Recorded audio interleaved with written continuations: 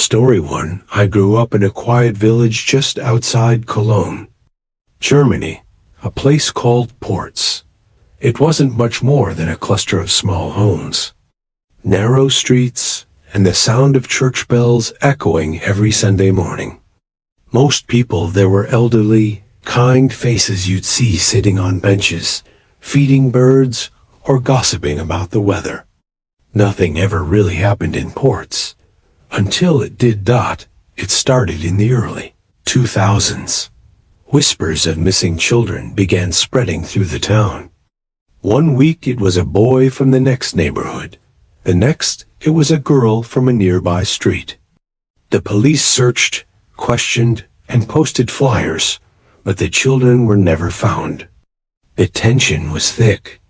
Parents started walking their kids to school again. Nobody stayed out after dark. My mother was the same, maybe even worse. She barely let me play outside anymore. But I was a curious kid, always testing boundaries. One summer afternoon, I saw her asleep on the couch. The TV was playing softly in the background. I slipped on my shoes, opened the door as quietly as possible, and snuck out into the fading daylight. The air smelled of pine and rain. I wandered toward the woods behind our house, kicking stones and chasing my imagination. I didn't even notice how dark it had gotten until I could barely see the dirt path under my feet. That's when I saw it, the old church. It sat at the far edge of the village, tall and lonely against the night sky. The windows were dark, except for one. Inside, a faint light flickered. At first, I thought maybe someone forgot to turn it off. But then I saw movement. A shadow. My curiosity got the better of me. I crept closer, my shoes crunching softly against the gravel. The closer I got, the clearer I could hear voices, low, whispering, urgent. I peeked through one of the dusty windows. There was the village priest. He was pacing back and forth, his face pale in the candlelight. He didn't look like the calm, smiling man who led Sunday service. He looked tense, afraid. Then I saw him walk down into the basement with a lantern in hand. Something inside me said to leave, to go home, but another part of me wanted to know what was happening. So I quietly slipped around to the back door. It was unlocked. The air inside smelled like dust and melted wax. My footsteps echoed faintly as I hid behind one of the pews. I could hear the priest talking now. He was on the phone, his voice trembling. A few minutes later, the door opened. Two men entered. One asked, "Why'd you leave the door open?" The priest froze. "I must have forgotten," he said nervously. Then he gestured toward the basement. "Everything's ready." The men nodded and went downstairs. The priest followed. I waited, heart pounding, and then crept toward the basement stairs. I could hear faint metallic sounds below, like chains or tools clinking. Then one of the men said something about payment. Another replied, "Half now, the rest tomorrow." I didn't understand what they meant, but it didn't sound right. And then, clang. My foot hit a metal candle stand, knocking it to the floor. Silence. Every sound stopped. Then I heard footsteps, 3 sets, racing up the stairs. What was that? One man barked. "Probably nothing," the priest muttered. "Something just fell." They scanned the room with flashlights. I crouched lower, barely breathing. Eventually, 2 of the men left through the back door. The priest stayed behind, pacing slowly through the pews. And then, in the faint candlelight, he said softly, "I saw you, little boy." My blood went cold. His voice echoed off the walls. "You don't have to hide. I won't hurt you. Come out. Let's play. I covered my mouth, afraid even the sound of my breath would give me away. He walked slowly, his shoes scraping against the old wooden floor. His shadow passed right over me. After a few tense moments, he stopped and whispered to himself, "Maybe he really is gone." He blew out the candles one by one. The room went completely dark. Then he left. I stayed hidden for at least 15 minutes, maybe more, too scared to move. Finally, when I couldn't stand it anymore, I crawled out and made for the back door. The moonlight shone through the same window I'd peeked through earlier. And that's when I saw it. His shadow standing perfectly still in the glass dot. It was him. The priest thought he was smiling, a slow, eerie grin. "I told you I saw you," he said, his voice muffled through the glass. "Let's play." He burst through the back door. I ran and ducked into a storage closet, slamming the door behind me. I could hear him moving fast, his heavy footsteps crossing the church, his voice shouting, "Where are you?" He was laughing now, almost enjoying the hunt dot through the crack in the closet door. I saw him pause right in front of me. He tilted his head, listening. Then he said quietly, "You're a very stupid boy." He grabbed the handle. I thought it was over dot. And then, "Police! Get on the ground." The door flew open. The priest fell to the floor as officers stormed inside, shouting commands. My mother rushed in behind them. She was crying, holding her phone in one hand. She'd known I'd snuck out. She had put a tracker in my shoes, just in case. That decision saved my life. The police searched the basement and found 2 missing children, both alive but terrified.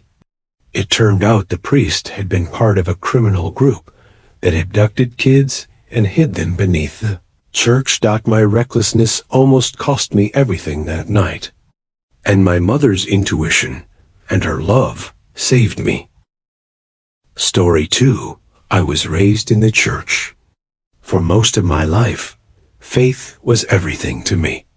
Sunday mornings meant smiling faces, soft music, and people who felt like family. We weren't some tiny old chapel either. Ours was a big, modern community church. There was a coffee bar in the lobby, a worship band with guitars and drums, and a pastor who seemed larger than life. It felt safe. It felt pure. At least, that's what I believed. Until I saw what really hid behind those church doors. That's where I met Anna. She was kind, soft-spoken, and always the first person to notice when someone felt left out. She was married to David, one of the stars of the worship team. He played guitar every Sunday, always with that charming smile. Together, they looked like the perfect couple, the kind everyone pointed to and said, "That's real love." But behind that perfect image, things were darker than anyone wanted to admit. When it was just me and Anna, the mask would slip. Sometimes I'd see the way her hands trembled when he called her phone, or how she'd go silent when someone mentioned his name. She told me he could be controlling, that he didn't like her laughing too loudly or talking too long with other men.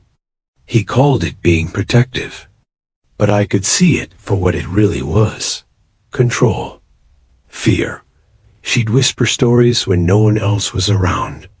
About him accidentally breaking her things. About how he'd stand in the doorway, blocking her from leaving until she told him she loved him. Little things. Things that sound harmless when you hear them separately. But together, they painted a clear picture of abuse. I begged her to leave. Told her she could stay with me. But she was terrified, not only of him, but of what the church would say. Our pastor always preached about the sanctity of marriage. Divorce wasn't just discouraged. It was treated like the ultimate sin. So, Anna stayed. Until the night she almost didn't make it out alive. It was past midnight when my phone rang. The voice on the other end wasn't Anna's. It was a nurse from the local hospital. "Your friend Anna listed you as her emergency contact," she said. "She's been in an accident. I don't even remember the drive there." My hands were shaking so hard I could barely hold the wheel. When I finally saw her, I froze. Half her face was covered in bandages. Her hair was matted with blood. She looked like she had crawled through hell. Through tears, she told me everything. That night, she had finally found the courage to leave. She packed a bag, ready to go before he got home. But David came back early. He saw the bag and went silent, completely calm. That's what terrified her the most. He walked to the closet, opened the safe, and pulled out his gun. Then he pointed it at her head. "You really think you're going anywhere?" She told me she thought she was going to die right there, in her own hallway. All she could think was, "I don't want him to be the last thing I see." So she fought back. She shoved his arm, and the gun went off. The sound was deafening. She fell to the floor, clutching her head, sure she was dead. The bullet had grazed her scalp, a few centimeters lower, and she'd be gone. David started crying, babbling that it was an accident. He called 911 and told them she tried to grab the gun. When she got out of the hospital, she stayed with me. The police took his weapons, and she filed for divorce the next day. I thought she was finally safe.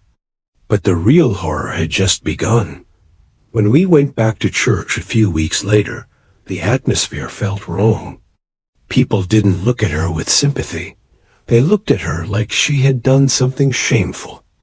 After service, the pastor's wife walked up to us with that plastic church smile. "Anna, dear," she said softly, "we've all been praying for you." And for David, this must be so hard on him. I couldn't believe it. Hard on him? She kept talking about how David was meeting with the pastor every day, crying and repenting. "Poor man," she sighed. "He's been so broken up since the accident." Anna's voice was barely above a whisper when she said, "It wasn't an accident." He held a gun to my head. The woman just smiled tighter. "Yes, but he didn't mean to shoot, did he? You know how men can be. A wife is meant to be a calming spirit, not to provoke him." I felt sick. The room was spinning, and it only got worse. Over the next few days, the church leaders started calling Anna, preaching forgiveness, reminding her that marriage is a covenant. One even said, "You can't just break it because of one mistake." Another told her, "You're his wife. You're supposed to help him, not abandon him when he needs you most." Then one afternoon, 3 women from her Bible study group showed up at my apartment. They said they were there to help Anna heal. They sat her down and staged an intervention.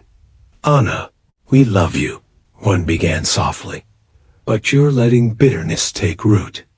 David is a good man. He just has a temper. And if you hadn't shoved him, the gun never would have gone off." I'll never forget the look on Anna's face. The stitches in her ear were still bright red, and she just sat there, silent. They were blaming her for being shot, for surviving. That was the last time she ever went back to that church. A month later, she moved away to live with her sister. Changed her number. Changed her name. We still text sometimes, but I haven't seen her since.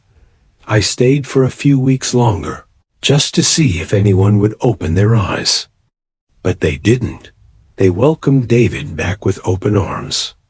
He'd stand up in front of everyone, tears streaming down his face, saying how the enemy tried to destroy his marriage. And people would nod. They'd pat him on the back, pray over him, call him a victim. That's when I finally understood. The real horror isn't always the man with the gun. Sometimes it's the smiling faces sitting in the pews, the ones who look you in the eyes and tell you to go back into the monster's cage. Because to them, your safety was never as important as the rules. After that, I walked away, not just from that church, but from everything I thought I believed. And somewhere along the way, I found peace in a different faith. After years of searching, I found truth and compassion in Islam, a faith that taught me that no one deserves to suffer in silence, and that real love, real faith, never asks you to stay with your abuser. Story 3. This happened a few years ago, back when I was working as a custodian at St. Mary's Church, a quiet old parish on the outskirts of Chicago. I was in my early 30s, single, and trying to find steady work after bouncing around construction jobs. The church job wasn't glamorous, but it paid the bills. Even better, it was peaceful, just me, a mop, and the sound of my own footsteps echoing off the walls. St. Mary's was built sometime in the 1950s, a solid red brick building with a long main hall, rows of wooden pews, a small office, and a basement for supplies. Nothing fancy. Just a simple church that smelled faintly of candles and lemon polish. Father Ali ran the place, a kind old man in his 60s who lived next door in the rectory. He was polite, soft-spoken, the kind of priest who remembered everyone's names. I worked evenings, usually cleaning up after services or community events. Mopping, dusting, putting things back in order. Routine stuff. Sometimes the silence almost felt holy. Sometimes it just felt lonely. One thing about that church, the front door had this long drawn-out creak whenever you opened it. It wasn't subtle either. You could hear it echo all the way from the back hallway. The hinges were old and needed oiling, but Father Ali refused to fix them. He always said, "That sound gives her character. It's how the church announces her guests." During the day, that sound didn't bother me. But at night, when I was the only one there, that creak carried differently, slower, heavier, almost human. That night was a Tuesday in October, cool, wet, and quiet. There'd been a funeral earlier, so I stayed late to tidy up, clearing flowers, collecting programs, wiping down the pews. Father A left around 9 p.m. to visit a sick parishioner and told me to lock up when I finished. "Don't rush," he said. "I'll be back around midnight." I had my headphones in, listening to a true crime podcast, ironic in hindsight. The building was dimly lit, just a few overhead bulbs and the faint colors from the stained glass windows outside, painted by passing streetlights. Around 10:30, I was putting away cleaning supplies in the basement when I heard it. That creak. The sound of the front door. It dragged on longer than usual, ending with the firm click of the latch. I froze. Pulled out one earbud. "Father Ali?" I called. Nothing. I waited a few seconds, then shrugged it off. Maybe he'd come back early and gone to his office. I climbed the basement stairs, stepping quietly. The main hall was empty. No extra lights on. No coat on the rack. The door itself was closed, latch secure, just like I'd left it. I walked up to it, checked the handle. Locked from the inside. If someone had come in, they were still in here. I looked around the pews, down both aisles, and even peeked into the tiny entryway where the holy water font sat. Nothing. No wet footprints from the rain. No dripping umbrella. Just silence. I told myself it had to be the wind. Old doors do strange things. I went back to the office to grab my jacket and lower the thermostat before leaving. That's when I heard it. Footsteps. Slow, deliberate, heavy thuds against the wooden floor.